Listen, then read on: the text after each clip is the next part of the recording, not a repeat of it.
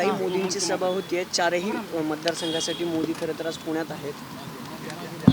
हो, ही लोकशाही आहे. लोकशाहीमध्ये प्रत्येकाला प्रचार आणि त्यांचा विचार करायचा अधिकार आहे. आणि अतिथी देवो भव, महाराष्ट्र त्यांचं तुतारी वाजवून प्रेमाने स्वागत करेल. पहिल्यांदाच मोदी अशा पद्धतीनं पवार कुटुंबियातल्या एखाद्या सदस्यासाठी भाषण करते.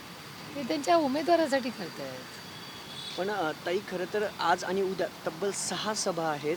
प्रत्येक लोकसभा मतदारसंघात सभा आहे. सोलापूर जिल्ह्यात केवळ 2 सभा आहेत पवारांच्या, मोदींच्या सॉरी. खरं तर महाविकास आघाडीचं मोठं आव्हान दिसतंय, कारण प्रत्येक लोकसभा मतदारसंघात पंतप्रधान मोदी पहिल्यांदाच सभा घेतात. तुमच्या प्रश्नातच माझं उत्तर आहे.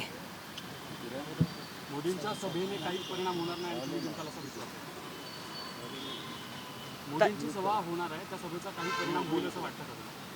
लोकशाही पद्धती जे काही इलेक्शन व्हावं ते लोकशाही पद्धतीने पारदर्शकपणे व्हावं, त्याच्यात दमदाटी नसावी आणि कुठलाही गैर काही नसावं.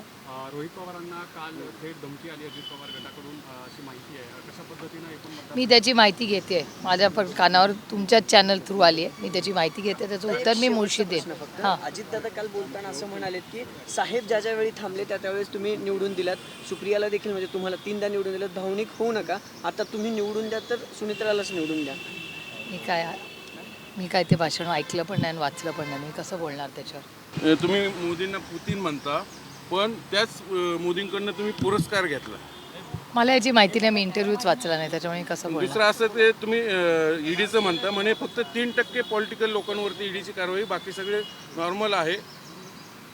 नाही, पार्लमेंटमधला जो डेटा आहे, पार्लमेंटचा ऑफिशियल डेटा सांगतो की ज्या शिक्षा झाल्या आहेत त्या 0.1% कमी आहेत. पण ज्यांच्यावर नोटिसेस गेलेल्या आहेत, अंडर इन्क्वायरी आहेत, ते 95% आहेत. ज्यांच्या इन्क्वायरीज किंवा नोटीस झाल्यात, हा पार्लमेंटचा ऑफिशियल डेटा सांगतो, जो तुमच्या सगळ्या चॅनलवर आणि वर्तमानपत्रात आलेला आहे. मोदी म्हणतात की ह्या सरकारमध्ये आम्ही जे केले सगळं लोकांसाठी केले, आम्हाला विनाकारण बदनाम केलं तर संविधान म्हणून, तसं काही होणार नाही. संविधानाच्या बाबतीत त्यांचेच 2 खासदार बोललेले आहेत, त्याच्यामुळे त्याच्यात काही वेगळं बोलण्याची मला आवश्यकता वाटत नाही. खरगे सोबतची 2019ची बैठक झाली होती भाजपला. खरगे साहेबांवरती चिडून पवारांनी बैठक सोडून पवार उठून गेले शरद पवार साहेब, असं अजित पवार म्हणतात त्यांच्या सभेत. असं काही झालं होतं वायबी सेंटरमध्ये? नाही, वायबी सेंटरमध्ये मीटिंग झाली असेल तर एक तर सगळ्या मीटिंग्सला मी नव्हते, आणि वायबी सेंटरला असं घडलेलं मला तरी आठवत नाही. गेल्या वेळी अमित शहा बारामतीमध्ये आले होते आणि त्यावेळी त्यांनी असं म्हटलं होतं की बारामती को ज्यांच्या बसीचे जे द्यायचे ते बुक करवाना आहे. आज पंतप्रधान मोदी येत आहेत, आज ज्याच्या तिथेच आहेत, मात्र बंदीच्या त्यांच्याकडे गेलेला आहे. काय आता तो त्यांचा निर्णय, हा प्रश्न तुम्ही त्यांना विचारा ना, मी कसं याचं उत्तर देणार? A for Amethi, B for Baramati असं भाजपनं अनेकदा म्हटलं होतं.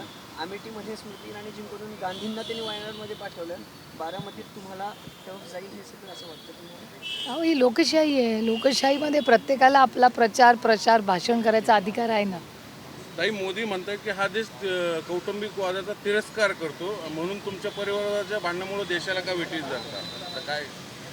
हो, ही लोकशाही आहे. प्रत्येकाला बोलायचा अधिकार आहे, मतं मांडण्याचा अधिकार आहे का नाही? कारण भारतात जर तसं पाहिलं तेव्हा तुमच्या परिवारामुळे तुम्ही लोकशाहीला वेठीस धरू नका, आणि हा देश परिवारवादाचा म्हणजे खरं आहे ना, बरोबर आहे ना. अजित पवार आणि मी परिवारवाद आहोत ना.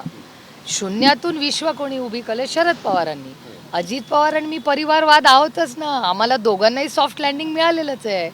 अजित पवार, सुनेत्रा पवार, सुप्रिया सुळे, आम्ही तिघही सॉफ्ट लँडिंग आहोत. आम्ही तिघही परिवारवाद आहोत.